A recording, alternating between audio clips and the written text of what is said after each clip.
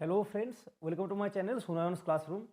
আজকের এই ভিডিওতে আমরা 10টা এমন এরর কারেকশন নিয়ে এসেছি যেগুলো বিভিন্ন পরীক্ষাতে কম্পিটিটিভ এক্সামে মাঝে মধ্যে এসে থাকে।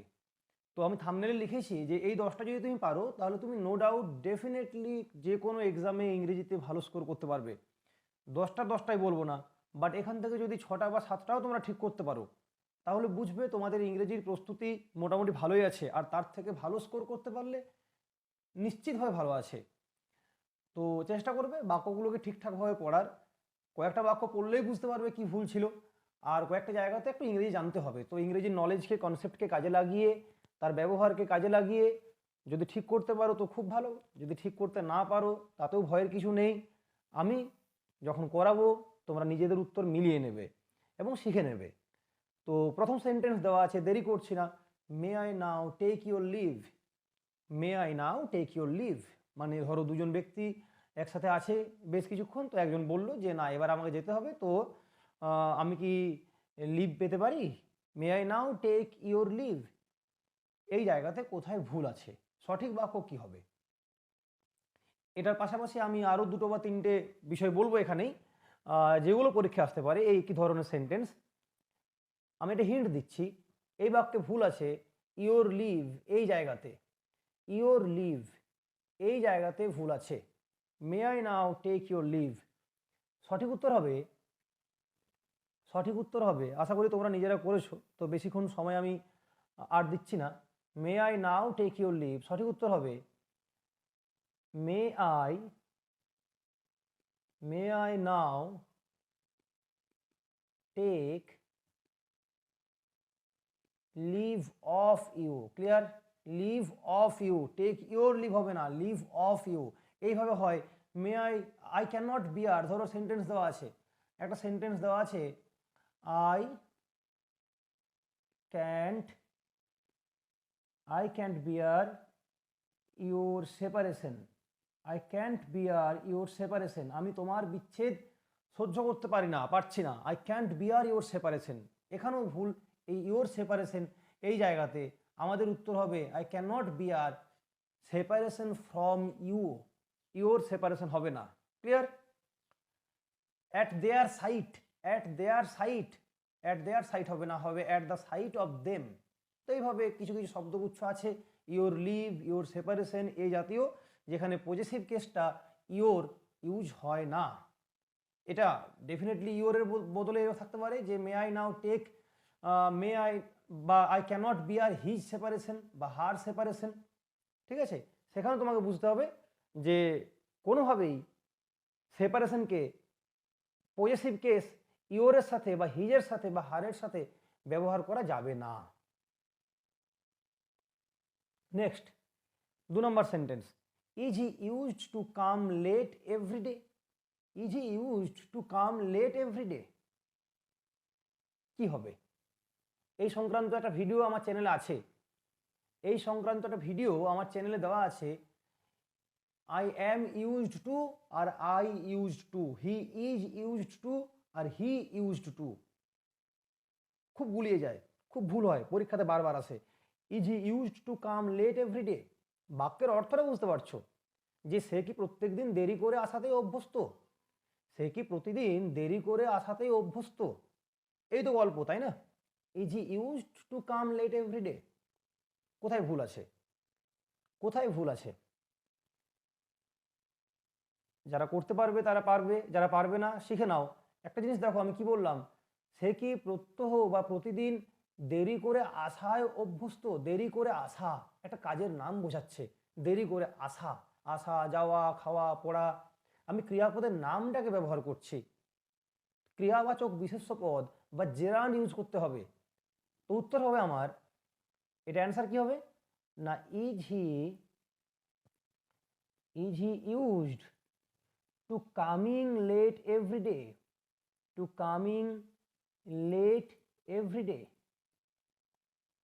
দেখো একটা জিনিস মাথায় রাখবে, যখন he is used to, I am used to, they are used to, অর্থাৎ subject plus be verb plus used to use করা হয়, subject plus be verb plus use to, যেহেতু প্রশ্নটা বাক্যটি আমার প্রশ্নবোধক বাক্যে আছে, সেই কারণেই বি ভার্বটা আগে বসেছে, এর বেশি কিছু নয়।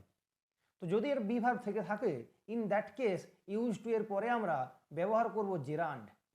কি ব্যবহার করব না, জেরান্ড। কেন ব্যবহার করছি? কারণ এখানে আই এম ইউজ টু মানে আমি হই অভ্যস্ত, হি ইজ ইউজ টু মানে সে হয় অভ্যস্ত। অভ্যস্ত যখন বোঝাচ্ছে তখন কোনো একটা কাজে সে অভ্যস্ত, সেই কাজটার নামটাকে ব্যবহার করছি, ক্রিয়াবাচক বিশেষ্য পদ বা জেরান্ডকে ইউজ করব। আচ্ছা, আর আমি কোনো কাজ অতীতে নিয়মিতভাবে করতাম, ইন দ্যাট কেস দেখো তখন কি হবে না, I used to go to school, I use to go to school every day, I use to go to school every day. এখানে কোনোভাবে আর গোয়িং ব্যবহার করব না, এখানে টু গো এটা ইনফিনিটিভ ইউজ করছি। এই টু গোটা ইনফিনিটিভ ইউজড কথাটা ব্যবহার করছি অতীতে কোনো একটা কাজ নিয়মিতভাবে করতাম সেটা বোঝানোর জন্য। I used to go to school everyday, এখানে টু গোটা টু ইনফিনিটিভ।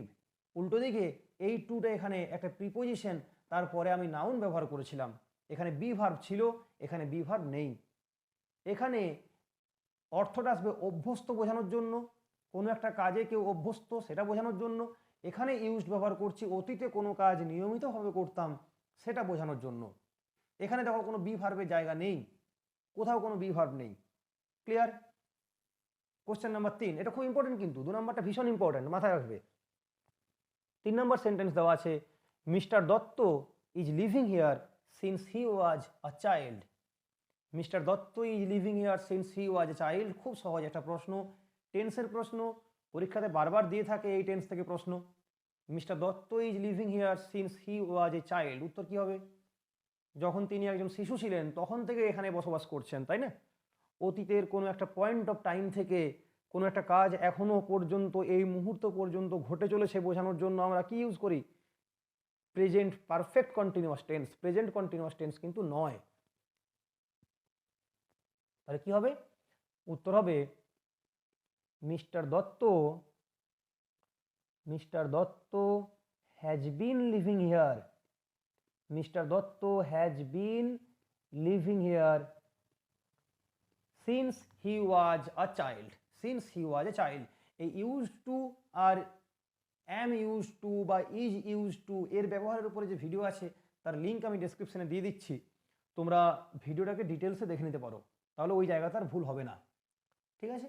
তো এখানে আমাদের ইজের জায়গাতে হবে হ্যাজ বিন, কারণ এটা আমাদের present perfect continuous tense use করতে হবে। নেক্সট 4 নম্বর বাক্য, your daughter is 12 years old isn't it. Your daughter is 12 years old isn't it. তোমার মেয়ে 12 বছর বয়সী নয় কি? ট্যাগ কোয়েশ্চেন ইউজ করছি, ট্যাগ কোয়েশ্চেন ইউজ করছি, খুব সোজা, নিজেই বুঝতে পারবে কোথায় ভুল আছে। Your daughter is 12 years old isn't it. না, ইজন্ট ইট হবে না, ইজন্ট ইট হবে না। কি হবে? আমি তো ডটারটাকে বলছি, সে নয় কি, সে, অর্থাৎ ইজন্ট সি। উত্তর এগুলো দেখার সাথে সাথে ঠিক হওয়ার কথা, তো নিজেরাই বুঝতে পারবে যে এটা করতে পারতে কি পারতে না। Your daughter is 12 years old, comma দিয়ে ইজন্ট সি, তাই না? Isn't she. তো এটা সময় দিলাম না আমি, খুব সহজ প্রশ্ন ছিল। 5 নম্বর প্রশ্ন, খুব ইন্টারেস্টিং প্রশ্ন, a 20 miles walk is really very hard. একটু ভাবো কোথায় ভুল আছে। A 20 miles walk is really very hard. 20 মাইলের হাঁটা সত্যি সত্যি খুব কঠিন। A 20 miles walk is really very hard, কোথায় ভুল আছে, কেন ভুল আছে, কনসেপচুয়ালি বুঝতে হবে। A 20 miles walk is really very hard. আর সময় দিচ্ছি না, এটা যে জানে সে সাথে সাথে বুঝতে পারবে কোথায় ভুল আছে, যে জানে না সে শিখবে। এ 20 মাইলস ওয়াক, মাইলস হবে না, হবে মাইল। ওয়াকটা এই যে হাঁটাটা, 20 মাইল হাঁটা, 20 মাইলের হাঁটা, এই 20 মাইল আর কিছুই নয়, ওয়াকের একটা অ্যাডজেক্টিভ হিসেবে বসছে। ওয়াকের অ্যাডজেক্টিভ, আর অ্যাডজেক্টিভের বহুবচন হয় না, অ্যাডজেক্টিভের বহুবচন হয় না। তো এটা লিখতে হয় এভাবে, এ 20 হাইফেন দিয়ে এ 20 মাইল হাইফেন দিয়ে ওয়াক, এইভাবে লিখতে হবে, মাইলস হবে না। এ 20 mile walk is really very hard. যদি হাইফেনগুলো কেউ না দিয়ে শুধু মাইলসের পরিবর্তে মাইল লেখে তাতেও নাম্বার পাবে, সমস্যা হবে না। বাট এটা হচ্ছে formal, a 20 mile walk is really very hard, that's it. 6 number প্রশ্নে আসো। 6 নম্বর প্রশ্নে এসো, why have you written this letter with red ink? Why have you written this letter with red ink? কোথায় ভুল আছে?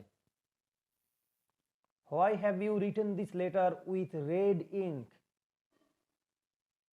Hint দিচ্ছি, এর অর্থ নিশ্চয়ই বুঝতে পারছো। এই চিঠিটিকে তুমি লাল কালিতে কেন লিখেছো? লাল কালিতে কেন লিখেছো? বাকি দেখো সব ঠিকঠাক আছে। Why have you written this letter, তুমি এই চিঠিটি কেন লিখেছো উইথ রেড ইঙ্ক? কোথায় ভুল আছে? যদি প্রশ্ন করি এই বাক্যে ভুলটা কোন জায়গাতে আছে, কনসেপ্ট কাজে লাগিয়ে তোমরা নিজেরাই বলতে পারবে যে স্যার এখানে প্রিপোজিশনটারই কোনো ভুল থাকতে পারে, আর কোথাও কিছু ভুল থাকার জায়গাই নেই। উত্তর কি হবে? একদম প্রিপোজিশন ভুল আছে, উইথ হবে না। হোয়াই হ্যাভ ইউ, কে কি করেছে দেখি, why have you written this letter, why have you written this letter in red ink? কোনো কালিতে যে লেখা বোঝায়, ইন দ্যাট কেস আমরা ইন প্রিপোজিশন ইউজ করব, in red ink, that's it. 7 number প্রশ্নে এসো, being very hot day she stayed indoors. প্রচুর বার পরীক্ষা এসেছে এই প্রশ্ন, এই ধরনের প্রশ্ন।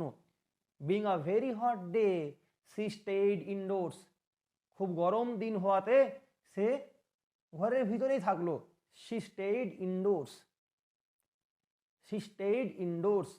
মাথায় রাখবে এখানে ইনডোরস হয়, অনেক সময় অন্য যে ভুলটি আছে সেই ভুলটি সংশোধন করা থাকে, কিন্তু ইনডোরসের পরিবর্তে ইনডোর লেখা থাকে, INDOOR, ইনডোর হবে না, হবে ইনডোরস।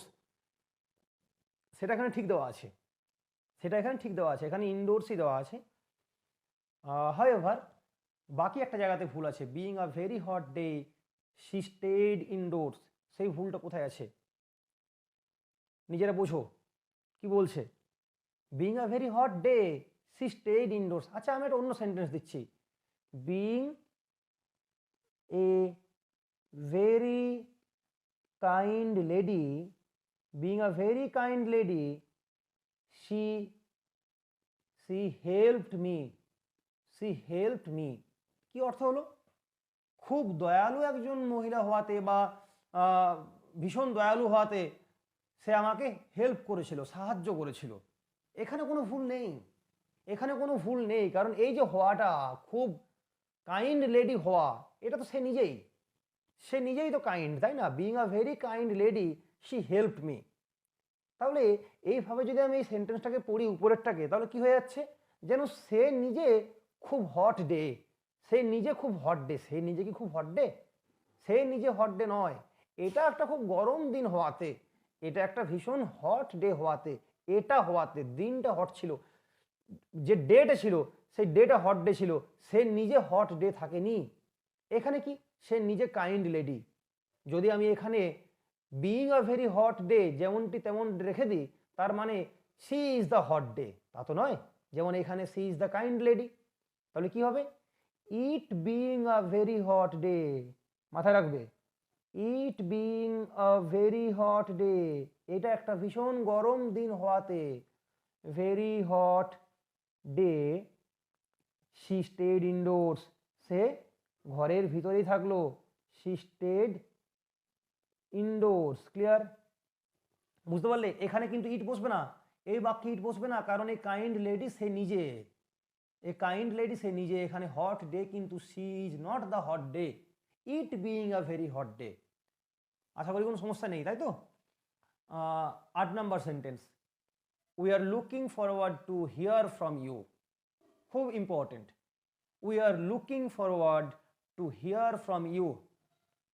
ভাবো একটু, we are looking forward to hear from you মানে তোমার কথা শোনার জন্য আমরা মুখিয়ে আছি, এরকম একটা, তোমার কথা শোনার জন্য আমরা মুখিয়ে আছি।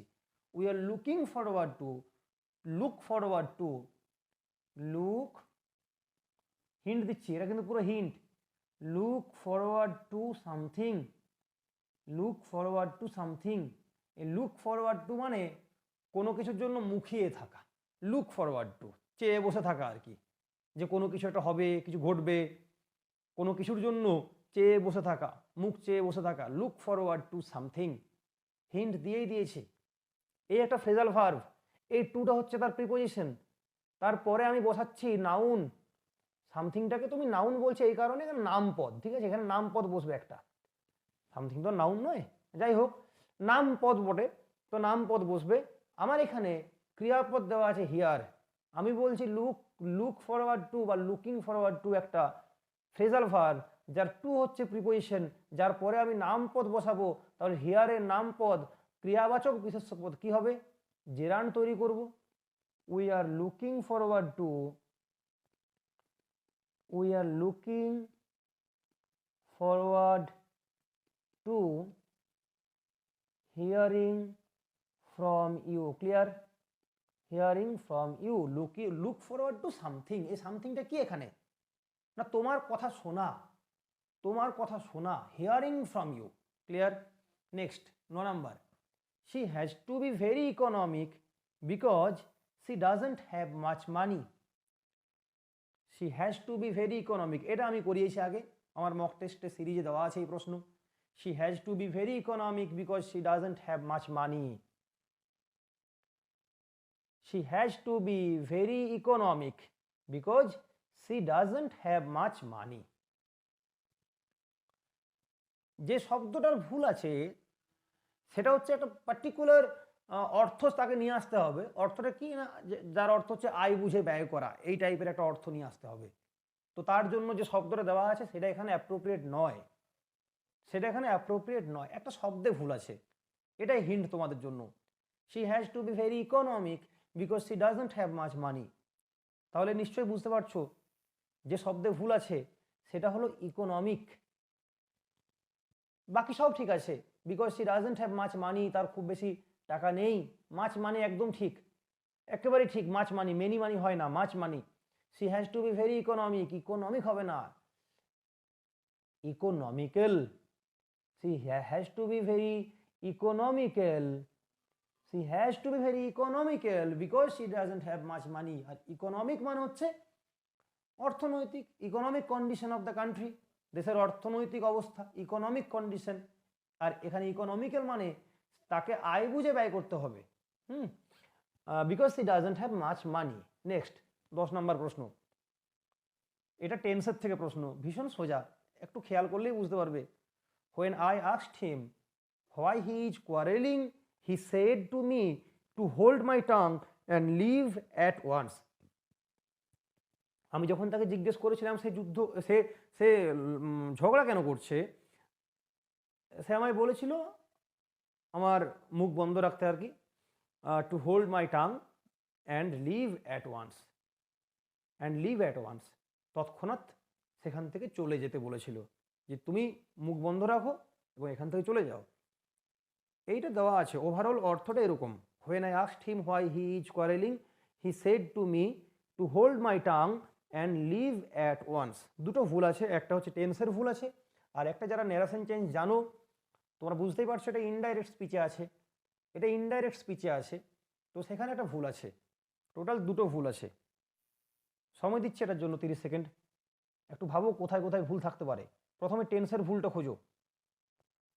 when I asked him why he is quarreling, he said to me to hold my tongue and leave at once। প্রথম কথা, said to হবে না, told হবে, said to এর পরিবর্তে হবে told, he told me। Narration change করার সময় ইনডাইরেক্ট স্পিচে said to যদি ডাইরেক্ট স্পিচে থাকে তাহলে ইনডাইরেক্ট স্পিচে told হয়, তো ডেফিনেটলি এখানে ইনডাইরেক্ট স্পিচ আছে, আমি said to কেন ইউজ করবো, আমি told ইউজ করব। আর একটা ভুল কোথায় আছে, টেন্সে ভুল আছে। দেখো পুরোটা পাস্ট টেন্সে আছে, when I asked him যখন আমি তাকে জিজ্ঞেস করেছিলাম সে কেন ঝগড়া করছিল, why he was quarreling, is হবে না, why he was quarreling, তখন সে আমায় বলেছিল he told me to hold my tongue and leave at once। আমার মানে জিভে লাগাম দিতে, মুখ বন্ধ রাখতে এবং তৎক্ষণাৎ সেখান থেকে চলে যেতে বলেছিল, তুমি চুপ করো এখান থেকে চলে যাও, আমি কেন ঝগড়া করছি তোমায় দেখতে হবে না, তাই না। So when I asked him why he was quarreling, he told me to hold my tongue and leave at once. এই ছিল আমাদের 10টা প্রশ্ন। এটা তোমাদের মেনলি 10টা প্রশ্ন বুঝিয়ে দেওয়ার জন্যই এই ক্লাস। খুব একটা সময় দিইনি, ভিডিওটাকে বেশি লম্বা করবো না বলে। যাদের যাদের ঠিক হয়েছে অনেকগুলো খুব ভালো, যদি কারোর ভুলও হয়ে থাকে বেশ কিছু, তাতেও আপত্তি নেই, সমস্যার কিছু নেই। এই 10টা প্রশ্নকে ভালোভাবে শিখবে। এখান থেকে ঘুরিয়ে ফিরিয়ে একটা বা দুটো কোশ্চেন যে কোনো সময় কিন্তু কমন আসতে পারে। এগুলো মোস্ট ইম্পর্ট্যান্ট এরর কারেকশনের মধ্যে পড়ে। মোস্ট ইম্পর্ট্যান্ট যে এরর কারেকশনস, সেখান থেকে এই 10টা নেওয়া। তো এগুলোকে পুরোপুরি তৈরি করে নাও। আর ডেফিনেটলি দুটো ঠিক হোক, একটা ঠিক হোক, 3টে ঠিক হোক, কিচ্ছু যায় আসে না। মেন কমেন্ট বক্সে কমেন্ট করে জানাও যে কতগুলো ঠিক হয়েছে। আজ থেকে 1 মাস পরে বা 10 দিন পরে, 15 দিন পরে আবার আসবে এই পরীক্ষা দেবে, তখন আবার কমেন্টে জানাবে যে কতগুলো ঠিক হলো। তাহলে নিজের ইমপ্রুভমেন্টটা বুঝতে পারবে। Okay, so thank you so much.